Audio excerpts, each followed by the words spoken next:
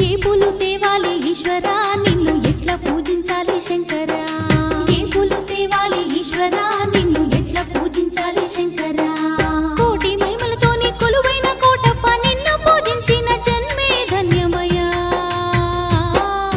ఏ పూలు తేవాలి ఈశ్వరా నిన్ను ఎట్లా పూజించాలి శంకరా ఏ పూలు తేవాలి ఈశ్వరా నిన్ను ఎట్లా పూజించాలి శంకరా